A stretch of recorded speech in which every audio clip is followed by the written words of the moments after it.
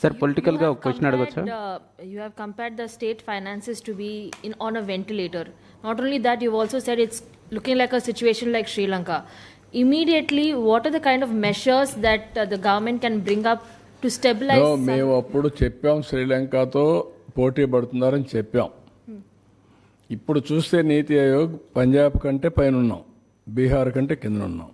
నేను చెప్పింది వాస్తవాన్ని ఎస్టాబ్లిష్ అయింది. Now we have to revive. నేను అని చెప్పి మొత్తం వదిలేసామనుకోండి, పబ్లిక్ కూడా హెల్ప్లెస్ అవుతారు కదా. I cannot leave at that stage. I have to fight.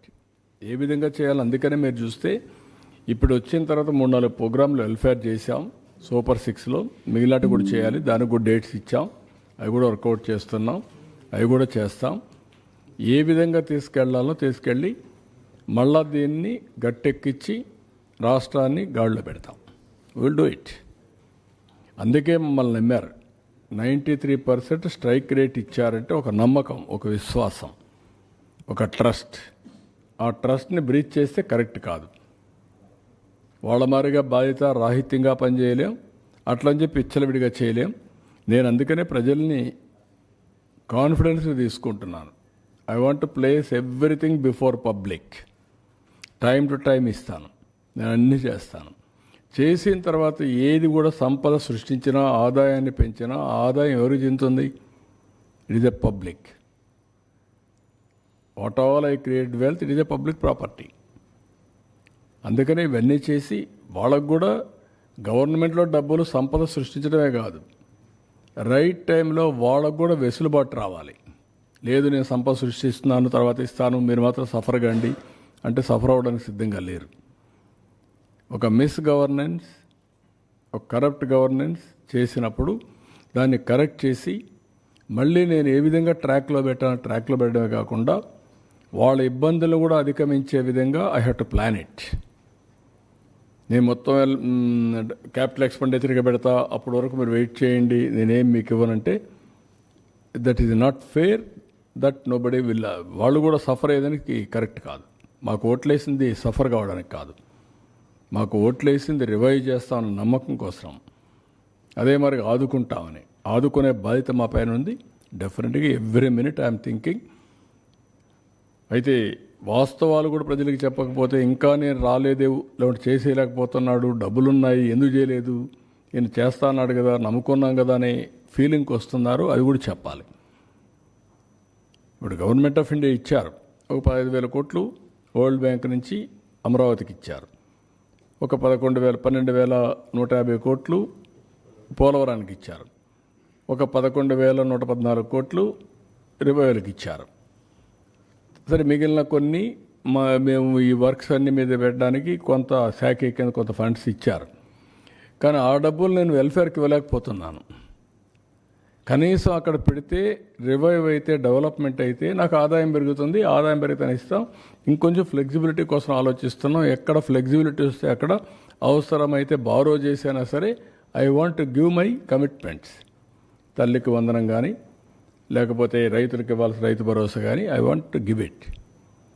ఏది రైతైనా అవస్థపడాలి, గవర్నమెంట్ అయినా అవస్థపడాలి. నాకు ఫ్లెక్సిబిలిటీ ఉంటే నేను అవస్థ తీసుకోవడానికి సిద్ధంగా ఉన్నా.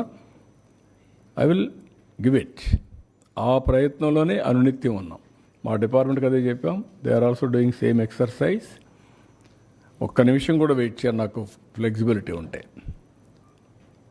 ఇప్పుడే దాని మీద కూడా ప్లాన్ చేసుకున్నాం, వర్కౌట్ చేస్తున్నాం. I will come out. మీకెందుకంటే ఇవన్నీ కూడా మీరు ప్రజలకు తెలియజేయాల్సిన బాధ్యత మనందరికీ మీద ఉంది. It is only. అందుకే నేను చాలాసార్లు చెప్పాను, ఒక పబ్లిక్ పాలసీ, ఒక ప్రభుత్వాన్ని ఎన్నుకుంటారు. ప్రభుత్వం ఒక పబ్లిక్ పాలసీ ద్వారా ప్రజల జీవితాలను మారుస్తారు. ఇప్పుడు మీరు ఇక్కడ ఫిగర్స్ చూశారు. ఐటీకి ప్రాధాన్యత ఇచ్చాం, ఇన్ఫ్రాస్ట్రక్చర్కి ప్రాధాన్యత ఇచ్చాం.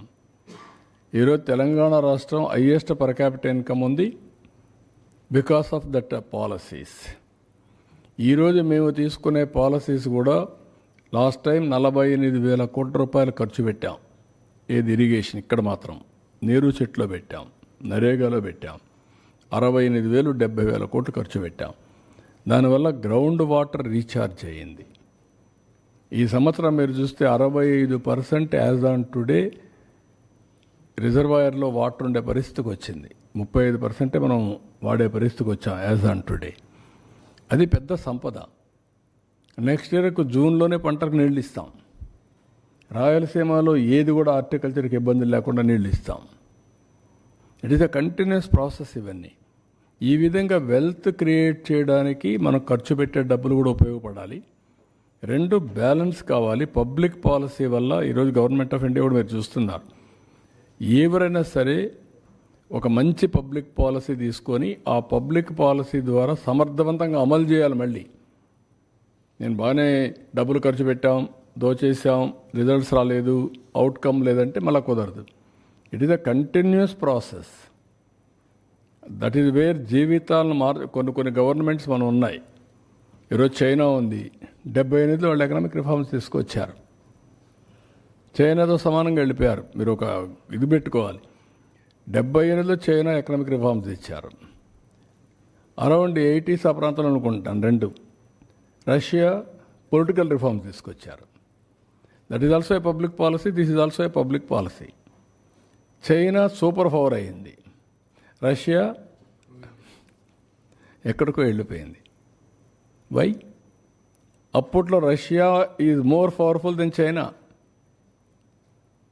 Equal to USA USSR, Russia versus to America.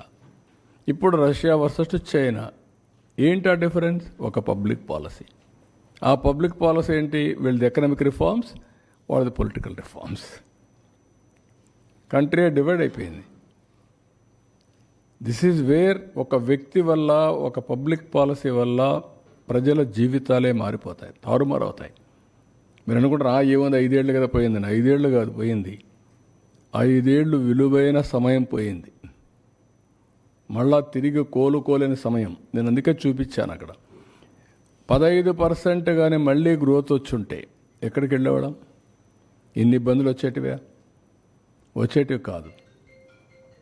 It is a అందుకనే ప్రజలు ఆలోచించుకొని ఎలాంటి గవర్నమెంట్ ఉండాలి, ఏ విధంగా ఉండాలి, ప్రజల్లో కూడా అవేర్నెస్ తేవడం మా బాధ్యత. అందుకనే ఇంత మునుపు నేను డెవలప్మెంట్ చేస్తూ పరిగెత్తా, మీకు ఎప్పుడు మరి చెప్పలా. 24 గంటలు నేను పని చేసుకుంటూ 13.5% గ్రోత్ వచ్చినా నేను చెప్పలేదు కాబట్టి అందరూ అనుకున్నారు ఇది అందరూ చేస్తారులే, ఎవరు వచ్చినా ఇంకా బాగుంటుంది అనుకున్నారు. ముంచేసే కొందికి ఇప్పుడు అర్థమవుతుంది. అందుకని 93% స్ట్రైక్ రేట్ ఇచ్చారు. కానీ ఇబ్బందులు ఒకటేసారి అధిగమించలేం కదా. జరిగిన నష్టాన్ని ఇంక 10 ఏళ్ళు పడుతుందా, 15 ఏళ్ళు?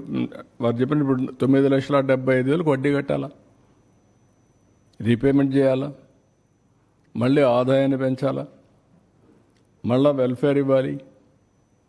It is a extra Hercules task. దాన్ని అధిగమించి మళ్ళీ ముందుకు పోవాల్సిన అవసరం ఉంది. బట్ వేరే మార్గం లేదు. నన్ను చాలామంది అడిగారు, చాలాసార్లు అడిగారు, మీరు సెట్ చేయగలుగుతారని అడిగారు. అనుమానం. ఎకానమిస్ట్ అడిగారు, వీలవుతుందా, మీ వల్ల అవుతుందా, ఇవన్నీ అవుతాయా అని అడిగారు. వేరే ఆప్షన్ లేదని చెప్పాను. There is no option. కానీ విజ్డమ్ ఒకసారి కొన్ని పనిచేస్తాయి. ఆ విజ్డమ్లో మేము ఎన్డీఏలో పార్ట్నర్స్ కావడం, వాళ్ళు కూడా కలిసి రావడం, కనీసం ఈరోజు ఈ ప్రాజెక్ట్స్ అన్నీ మళ్ళా సెట్ చేసి లైన్లో పెట్టాం కాబట్టి కొంత హోప్, రివైవల్ స్టార్ట్ అయింది. అది కూడా లేదనుకోండి, పెనం నుంచి పొయ్యిలో పడినట్టండి. అది that is wear some times ఇవన్నీ వస్తాయి. అదే దీన్ని సిస్టమేటిక్గా చేసుంటే ఇన్ని ఇబ్బందులు వచ్చేటివి కాదు. అదే నేను చెప్పాను. నేను ఏ వ్యక్తుల గురించి మాట్లాడడం లేదు. మీరు అన్నట్టు వ్యక్తులు డ్యామేజ్ చేసిన 24 గంటల వ్యక్తుల గురించి మాట్లాడుతాను, కరెక్ట్ కాదు. I'm not talking. జరిగిన డ్యామేజ్ ఏం జరిగింది అనేది ప్రజలకు అర్థం చేసుకోకపోతే కామన్ మ్యాన్ అనుకుంటాను, నాకేం సంబంధం, ఏదో బాబు గారు చేస్తారనుకున్నా ఓటేసా, చేయమనండి అని ఆలోచిస్తున్నారు. కానీ వాళ్ళ ఆలోచనలో తప్పులేదు, వాళ్ళ కష్టాలు తప్పులేదు. కానీ కొండే పరిస్థితులు ప్రతి ఒక్కరూ అవగాహన చేసుకోవాల్సిన అవసరం ఉంది. అది అవగాహన చేసుకొని ఎందుకు గుజరాత్లో 5 సార్లు ఓట్లు వేశారు బీజేపీకి? అందుకే స్టెబిలిటీ ఉంది కదా. పంజాబ్ ఓట్లు మార్చుకుంటూ వేశారు. ఏమైంది పంజాబ్ ఇప్పుడు? అదే మరి పంజాబ్ మరి వీళ్ళు కానీ గుజరాత్ కూడా వేసి ఉంటే ఒకసారికి అయిపోయేది. అది కూడా గుజరాత్ని పంజాబ్ చేసేవాళ్ళు, రెండు బీహార్ చేసేవాళ్ళు. అంటే సార్ ఒకటి 5 సార్లు 6 సార్లు ఓట్లు వేయటమే కాదు, ఆ లీడర్ని బట్టి కూడా ఉంటుంది. వెస్ట్ బెంగాల్లో 5 సార్లు ఇచ్చారు, అక్కడ మరి వెనకబడే ఉంది. కేరళలో ఉన్నాయి, అంటే ఎగ్జాంపుల్స్ ఉన్నాయి. బట్ ఆ లీడర్ ఎలాంటి పాలసీ తీసుకుంటున్నారు అనే దాని మీద అదేమా, దానికే నేను ఏమన్నానంటే 30 ఏళ్ళు జరిగిన డెవలప్మెంట్, ఆర్థిక సంస్కరణలు వచ్చిన తర్వాత ఆ రాష్ట్రాల్లో జరిగిన అభివృద్ధి అంతా వైట్ పేపర్స్ వచ్చాయనుకోండి. ఎవరి పీరియడ్లో పెరిగింది, ఎవరి పీరియడ్లో తగ్గింది, ఎవరు పతనం చేశారు అనేది చూపించారనుకోండి, అప్పుడు ఐడియా వస్తుంది కదా. 30 ఏళ్ళు చేయండి, ఎవ్రీ 5 years పెరిగింది, 6 సార్లు 30 ఏళ్ళు చేద్దాం. ఏ పార్టీ రూల్ చేసింది, ఏ వ్యక్తి రూల్ చేశాడు, ఎట్లా ఇదయింది, ఒక క్లారిటీ వస్తుంది. దేశం మొత్తం రావాలి. We are trustees to the people. మనం ట్రస్టీస్గా ఉండి రాష్ట్రాలని వాళ్ళ జీవితాలను ఆడుకోవడం కరెక్ట్ కాదంటా నేను. ఇప్పుడు నేనేమంటానంటే, ఈరోజు 10 రూపాయలు ఎక్కువ ఇస్తున్నామని ఇష్టానుసారంగా మాట్లాడి అసలు జీవితాంతం పేదరికంలో సఫర్ కావాలన్నా? Is it right? శాశ్వతంగా నేను పేదరికంలో పెడతా, నీ కర్మను అనుభవించు అనే పరిస్థితి రావడం కరెక్ట్గా. సంపద సృష్టించాం, వచ్చింది నేను దోచుకుంటా, 10 రూపాయలు నీకు ఇస్తా, లేదంటే 1 రూపాయి నీకు 10 రూపాయలు నాకు. Is it right governance? Good governance is always good politics. కానీ ప్రజలను కూడా ఎడ్యుకేట్ చేయాలి. ఇంకా చాలామందిని మేము ఇంకా ఎడ్యుకేట్ చేయాల్సిన చాలామంది ప్రజల్ని చేద్దాం. కానీ ఎప్పటికప్పుడు వాస్తవాలు చెప్పడం నా బాధ్యత. అందుకే చెప్పాను, అట్లని చెప్పి ఏం భయపడడం లేదు. Will revive, will work hard. అందుకే నేను ఇచ్చిన విజన్ కూడా నిన్న కూడా మీరు చూస్తే గవర్నర్స్ రిపబ్లిక్ డే స్పీచ్ కూడా రొటీన్గా లేదు, చూశారు మీరు. మేము అది ఇచ్చాం ఇది ఇచ్చామని చెప్పలేదు. 10 ప్రిన్సిపల్స్తో ఏ విధంగా రాష్ట్రాన్ని ట్రాన్స్ఫార్మ్ చేస్తామో, నిన్నేం జరిగింది, ఈరోజు ఏం జరుగుతుంది, రేపేం జరుగుతుంది, ఆ విషయాలే ప్రజలకు చెప్పాం. That is where we are educating, we are taking to the logical conclusion. Thank you.